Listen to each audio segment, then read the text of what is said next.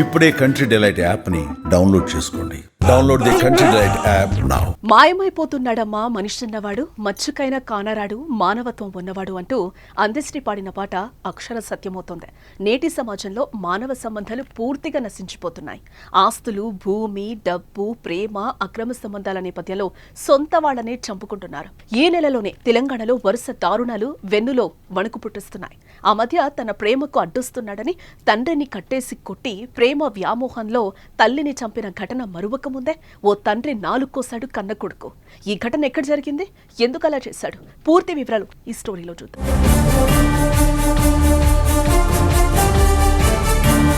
మానవీయ విలువలు పూర్తిగా మటగలిసిపోతున్నాయి. ప్రభుత్వ పథకం కింద తనకు రావాల్సిన డబ్బు ఇవ్వలేదనే కోపంతో ఓ కొడుకు తన తండ్రి నాలుక కోసిన సంఘటన హవేళీ ఘనపూర్ మండలం ఔరంగాబాద్ తండాలో కలకలం రేపుతోంది. హవేలీ ఘనపూర్ మండలం ఔరంగాబాద్ తండాకు చెందిన బానోత్ కీరియా అనే రైతుకు ఎకరం భూముంది. ఇటీవలే రాష్ట్ర ప్రభుత్వం రైతు భరోసా పథకం కింద బానోత్ కీరియా ఖాతాలో 6,000 పంట పెట్టుబడి సాయం జమ చేసింది. తండ్రి అకౌంట్లో డబ్బులు పడ్డాయన్న విషయం తెలుసుకున్న చిన్న కొడుకు సంతోష్ ఆ డబ్బు తనకి ఇవ్వాలని అడిగాడు. కిరియా తన ఆరోగ్యం బాగలేదు, హాస్పిటల్ ఖర్చు కోసం 2,000 తన వద్ద ఉంచుకుని మిగతా 4,000 ఇస్తానని అన్నాడు. అందుకు ఒప్పుకొని సంతోష్ 6,000 ఇవ్వాల్సిందేనని తండ్రితో గొడవపడ్డాడు.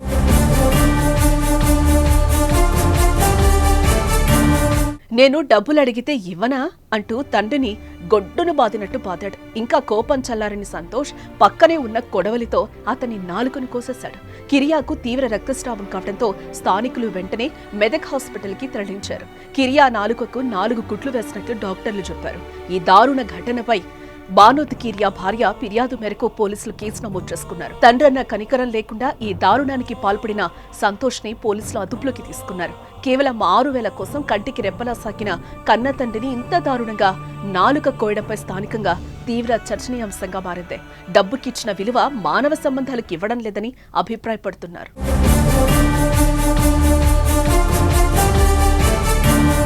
ఇటీవల జరుగుతున్న సంఘటనలు చూస్తుంటే అసలు మన సమాజంలో ఉన్నామా, అడవిలో ఉన్నామా అన్న అనుమానాలు కలుగుతున్నాయి. క్రూర మృగాలు వాటికి ఆకలైతేనే వేటాడుతాయి, కానీ మనిషి తన స్వార్థం కోసం ఎన్నో రకాల దారుణాలకు పాల్పడుతున్నారు.